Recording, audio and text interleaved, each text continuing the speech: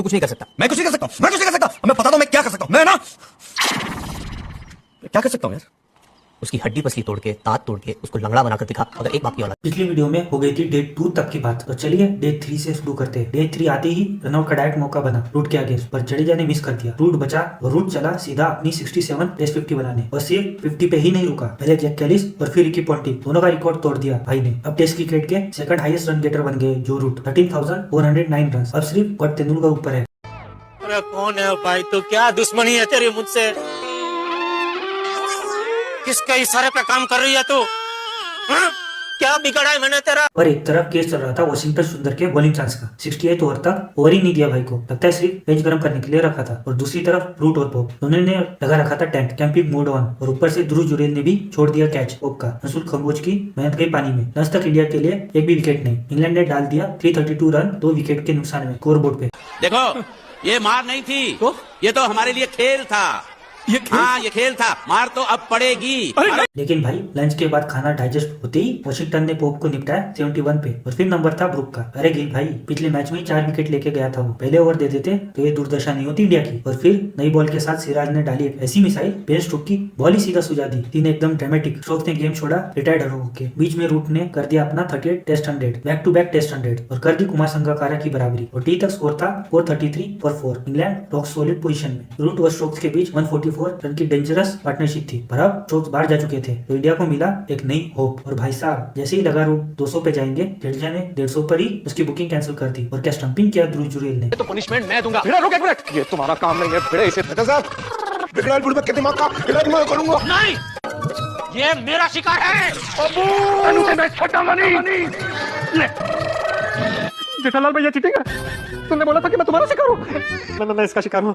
ओए पप्पू तू मेरा शिकार है। फिर बुमराह ने स्मिथ को 9 रन पे ऐसा घेरा जैसे ईएमआई टाइम पे ना भरी हो, सीधा निपटाया। स्कोर हो गया था इंग्लैंड का 515 पे 6। लग रहा था एक बार फिर इंग्लैंड फाइट बैक करेगी, पर सिराज ने बोला मैं किसी से कम हूँ, बॉस को सिर्फ 4 रन पे आउट किया और अपना नाम भी फाइनली स्कोर बोर्ड पे लिखा दिया। लेकिन फिर वापस आए बेन स्टोक्स और जॉनसन के साथ मिलकर डे एंड तक टाइट पकड़ बनाई और इंडिया की होप्स की लस्सी बनाई। और लो सुनो सबसे बड़ी खबर, पहली बार 10 सालों में इंडिया ने किसी ओवरसीज टेस्ट इनिंग में 500 प्लस रन दिए। डे 3 एंड इंग्लैंड 544 पे 7, एकदम वन साइडेड डोमिनेशन। पूरा दिन इंग्लैंड के नाम रहा। इंडिया सिर्फ फील्डिंग क्लास बजाने के लिए आई ग्राउंड पे। और चौहान साहब आप ये मत समझना कि हम लोग डरपोक है। नहीं, मेरे दादा परदादा लड़ाकू थे और इसके खानदान में तो शूरवीरों का खून दौड़ रहा है। फोर्थ डे आते ही बुमराह ने जॉनसन को क्लीन बोल्ड कर दिया 26 के स्कोर पर Jasprit Bumrah considered 100 plus run for the first time in test inning. तो इसी से समझ लो इंडिया के क्या फुल ऑन लग गए थे। अब बुमराह भी सेंचुरी क्लब में शामिल हो गए। और फिर सिराज भाई ने अंपायर बन के खुद ही आउट दे दिया स्टोक्स को। ये देख के अंपायर भी कह रहे होंगे भाई ये काम भी तू कर ले, हम चले दूसरी नौकरी ढूंढने। पर फिर स्टोक्स ने पहले 5 लिया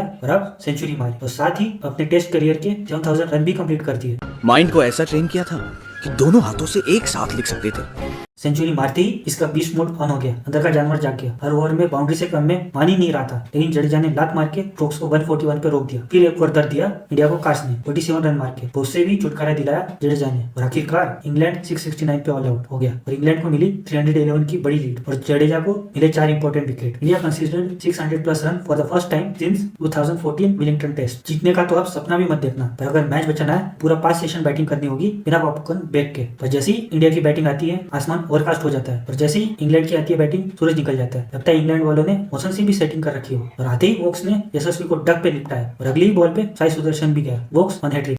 वापस लाओ यार, वापस लाओ। गुल्ली डंडा खेलने वाली टीम को यहाँ इंग्लैंड पे बुला लिया क्रिकेट खेलने के लिए। इंडिया 0 पे 2। भाई साहब ये क्या फुटबॉल स्कोर चल रहा है? मैनचेस्टर आए थे क्रिकेट खेलने पर फुटबॉल खेल के जा रहे हैं। पिच भी ड्रामा कर रही है। इंग्लैंड जब आए बैटिंग पैराडाइज, और जब इंडिया आए बन जाती है बॉलिंग हेल। लंच पे इंडिया 142। इंग्लैंड को चाहिए 8 विकेट जीतने के लिए और इंडिया 310 रन पीछे। 5 सेशन को सर्वाइव करना है। इंडिया संकट में है और फैंस का बीपी तो मैच के स्कोर से भी ज्यादा हो गया होगा। और टी के बाद गिल भाई को पहली लाइफ मिली और फिर पूरा इंडिया का लाइफ सपोर्ट बन गए। 46 में छोड़ा जॉनसन ने कैच और गिल ने वहीं से चांस की लस्सी बना के 50 निकाल दी। ये तो बोला था कि नहीं? मैंने ऐसा कब कहा था? अरे नहीं, आपने कहा था उस दिन जब आप नाव में थे तब आपने कहा। मतलब इंग्लैंड की फील्डिंग देख के तो पोप भी शर्मा गए होगा, इसलिए इस पोजीशन में आ गए थे। अब इस पोजीशन को क्या नाम दे कमेंट में बताओ। और केएल राहुल भाई का काम मूड ऑन, शांत चेहरा लेकिन शॉट्स में फायर, 87 पे नॉट आउट और लास्ट ओवर में बॉल लगी नी पे। अब पूरी कंट्री आइस पैक की दुआ भेज रही है। गिल 78 पे नॉट आउट, दोनों की पार्टनरशिप 174, मतलब पूरी इंग्लैंड का तेल निकाल दिया। स्कोर 174 पे 2 4th डे के एंड में। और सबसे खतरनाक चीज, दोनों सेशन बिना विकेट के, बेसबॉल के मुंह पे टाइट स्लैप। लेकिन सच ये भी है, गेंदों का अगर विनिंग कॉस्ट में आता तो ज्यादा मजा आता, लेकिन भाई ड्रॉ भी आसान नहीं है, यहाँ से इनके बराबर है।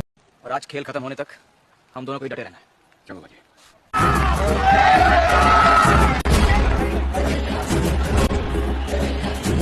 अब बस यही आशा है कि ये दोनों कल आधे दिन से ज्यादा पिच पे चिपक जाए। डे 5 का ड्रामा शुरू होता है एक छोड़ी गई कैच से। गिल का सीधा सा कैच पोप ने छोड़ दिया। मानो रूट और पोप में कंपटीशन चल रहा हो, ज्यादा कैच कौन छोड़ेगा। लेकिन फिर आए बेन स्टोक्स दुखते कंधे के बावजूद और कर गए कमाल। केएल राहुल को 90 पे एलबीडब्ल्यू, बॉल नीचे रह गई और राहुल देखते रह गए। और इसी के साथ टूट गई 188 रन की लंबी पार्टनरशिप। सेंचुरी से बस 10 रन दूर। दिल टूटा राहुल का और फैंस का भी। और इस भरम में मत रहना कि मैं तेरे लिए आया था। नहीं, मैं अपने दोस्त के लिए आया था, अपने यार के लिए आया था। मैं इंग्लैंड को चाहिए था ब्रेक थ्रू और स्टोक्स ने दिखाया कि जब जब टीम को जरूरत पड़ती है बंदा इंजर्ड कंधे से भी कमाल कर देता है। उसके बाद वॉशिंगटन सुंदर आए पर इंग्लैंड ने टाइट बॉलिंग रखी। फिर दूसरी तरफ गिल के हाथ में लगी चोट, लेकिन गिल ने कहा पेन क्या होता है और उस चोट के बावजूद लगाई इस सीरीज की चौथी सेंचुरी। गिल ने प्रूव कर दिया जब फॉर्म में हो तो चोट भी सल्यूट मारती है। क्या कमबैक स्टोरी लिखी भाई ने। पर जैसे ही लंच का वक्त पास आया, इंग्लैंड ने फिर से अपना लंच टाइम विकेट ले लिया। गिल को जोफ्रा ने 103 रन पे आउट कर दिया। फरीद नॉक का द एंड। क्षमा कीजिए, ऐसा मत कहिए। सुनिए सर, मेरी बेटी को अगर आप चाहते हैं तो यहाँ अभी इसी वक्त आप दोनों की शादी करवा दूंगा। और अगले ही बॉल पे जडेजा भी बच गए। रूट ने सिंपल कैच छोड़ दिया, मतलब एक तरफ पोप दूसरी तरफ रूट, दोनों कैच छोड़ने की मशीन। लंच तक इंडिया 223 पे 4। पर असली कहानी अभी बाकी थी दोस्तों। पहले सेशन में तो लग रहा था ये लोग बैटिंग करने नहीं मेडिटेशन करने आए हैं। गिल, राहुल और सुंदर ने मिलकर बॉल को रिस्पेक्ट देने की पीएचडी कर ली। 49 रन पूरे सेशन में। रन रेट नीचे गिरता जा रहा था जैसे स्टॉक क्रैश। पर लंच के बाद सबका रूप बदल गया। जोफ्रा के एक ही ओवर में सुंदर और जड्डू ने 10 रन ठोक दिए। इंग्लैंड वाले सोच रहे थे भाई ये तो स्क्रिप्ट चेंज कर दी इन्होंने। मैं मारूं या तू मारेगा? एक काम करते हैं, दोनों मिलके मारते हैं। ये भी ठीक है।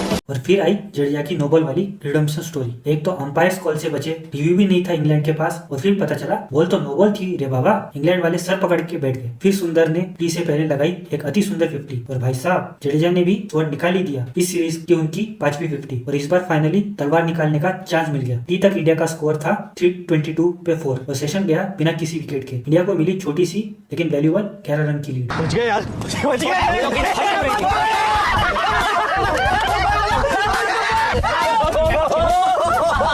और जब सिर्फ 15 ओवर बचे थे डे के एंड में, तभी एक और ट्विस्ट। इंग्लैंड वाले थक के हार मान के स्टोक्स ने बोला चलो भाई हाथ मिला लो, मैच खत्म करो। लेकिन जडेजा ने एकदम रॉयल स्टाइल में बोला इतनी जल्दी भागने की सोच रहे हो, अभी तो और थका थका के मारना है। और जब तक दुगना लगान नहीं वसूलते और साथ में पिच में तुम्हें नहीं नचाते तब तक जाने नहीं दूंगा। तो इसी बात पे एक शायरी अर्ज है, बॉलिंग में जादू बैटिंग में मार। सर जडेजा है सबसे दिलदार, विकेट गिराए रन बरसाए, दिल जीत के हर फैंस को भाई।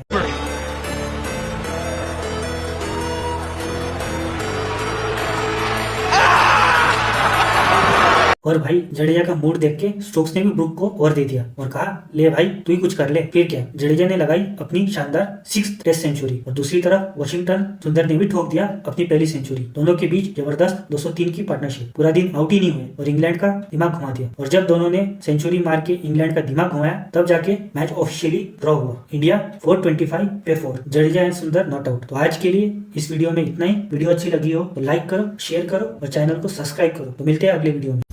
पर ऐसे तो तुम्हें भी कुछ नहीं मिलेगा। कोई परवाह नहीं है, हमें 10 करोड़ नहीं मिलेंगे, कोई प्रॉब्लम नहीं है, लेकिन हम वो माल तुम्हें भी नहीं हड़पने देंगे।